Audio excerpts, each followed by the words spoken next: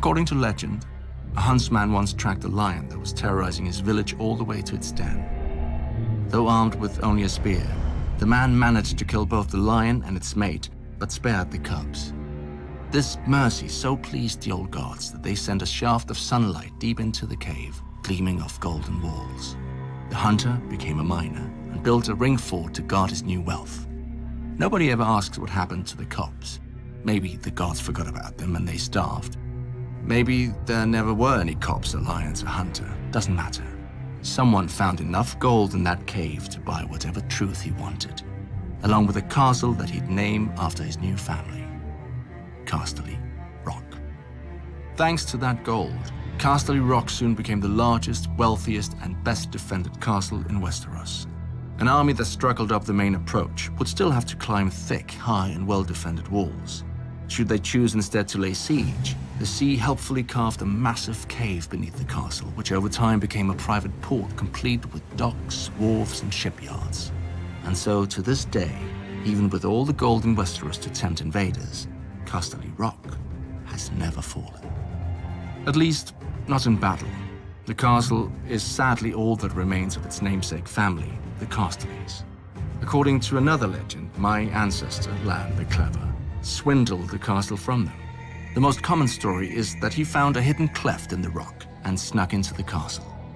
At night, he whispered threats into sleeping ears, howled in the darkness, planted one brother's treasures in the room of another, and so forth.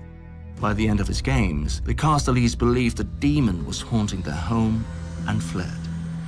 My brother prefers a different version. Lan the Clever did find a secret entrance into the rock, but used it to have his way with the Casterly maidens. Eventually, the girls gave birth to golden-haired bastards, and the Casterlys had no choice but to accept their father into the family. In gratitude, he changed the family name to honor himself, and House Lannister was born.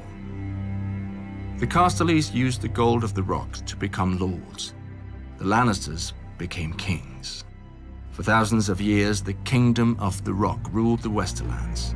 When the Ironborn became a nuisance, my ancestors sailed to the Iron Islands and returned with 100 Ironborn hostages, promising to hang one from the rock every time the Ironborn dared raid our shores.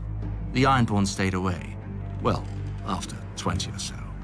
When the Andals arrived after sweeping across the rest of Westeros, we invited their sons and daughters into the rock as squires and court ladies. I don't think we ever had to hang any of them.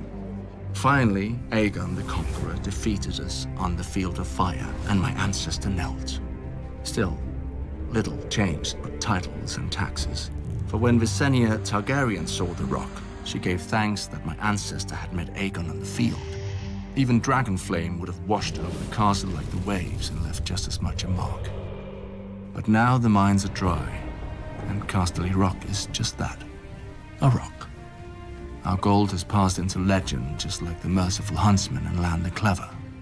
As will our family if we lose this war. Unlike the Casterlys, however, we won't even have a castle to remember our name.